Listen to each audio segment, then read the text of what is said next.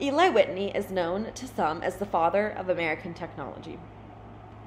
Eli Whitney is known for making the cotton gin and also interchangeable parts. So he was not only one of the greatest inventors of all time, but also one of the greatest inventors during the Industrial Revolution, which was a time from around 1760 to 1820, where inventors completely changed and disrupted the way that factories and manufacturing was done in not only the nation, but also not only the U.S. nation, but also in Europe. And so Eli Whitney was born in 1765 in Massachusetts to a wealthy planter and a well-known justice of peace in Massachusetts. And so during the Revolutionary War, Eli Whitney manufactured nails.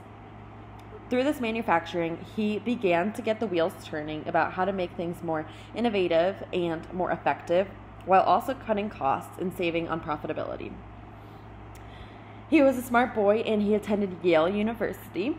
And so at Yale University, he studied the arts, which we now refer to as technology, and then also sciences. So after he graduated from Yale, he went out and was searching for a job.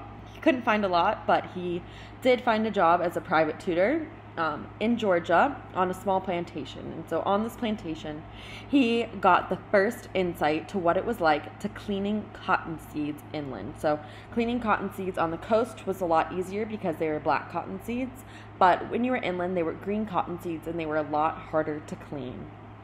And so as a worker and as a tutor on this plantation, he was challenged to find an innovative process that would help cut down on time for cleaning this cotton, and that would almost do it like automatically without as much human interaction and human demand. And so he used his intellectual capital, he put it to work, and he discovered what we now refer to as a cotton gin. And so I'm going to read to you what PBS describes these 4 parts that made it so successful truly were. So first, there was a hopper to feed the cotton into the gin. Next, there was a revolving cylinder studded with hundreds of short wire hooks, closely set in ordered lines to match fine grooves that were cut into it.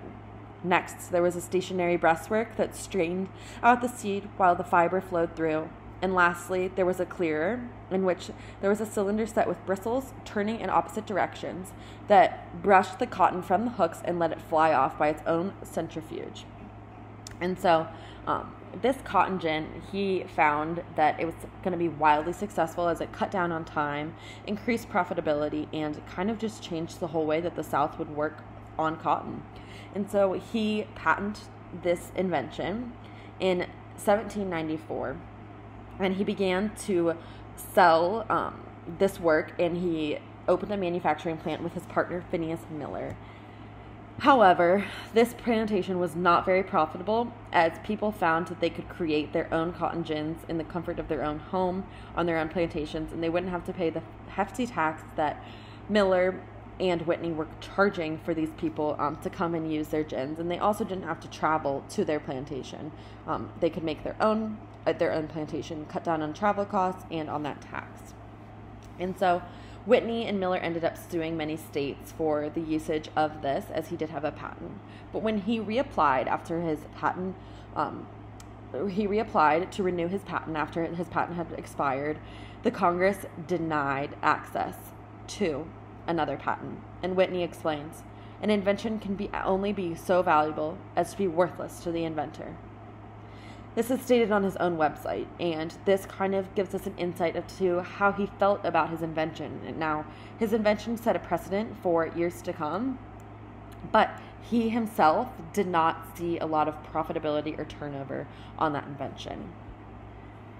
He then went on to create the idea of interchangeable parts and to dissect the way that manufacturing would be and change it the way it would be for the rest of history. So in the U.S., or in around 1997, the U.S. was preparing to fight France, and they needed a lot of help on infrastructure and creating muskets. And so Whitney created a tool to help increase precision and efficiency in creating these muskets. And with this, he discovered the concept of actually interchangeable parts. And so I'm going to read to you an excerpt of when he first discovered it, what he stated to the news, and how he kind of described this discovery. The tools which I contemplate to make are similar to engraving a copper plate from which may be taken a great number of impressions alike. And so this was the concept that there are parts that can be replaced, and placed into different parts of a factory assembly. This pretty much changed the way that things were made, and it decreased the amount of time that these muskets needed. But not only muskets, pretty much everything in factories today is now based off of Whitney's invention of interchangeable parts.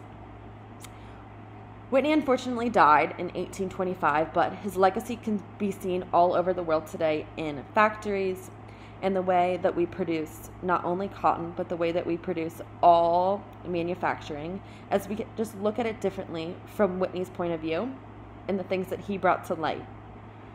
I truly believe that Whitney is one of the very most influential inventors in the world today, and it's an understatement to say that our life would be anywhere near what it is today without Whitney's brilliant mind and intelligence and his constant need for seeking innovation.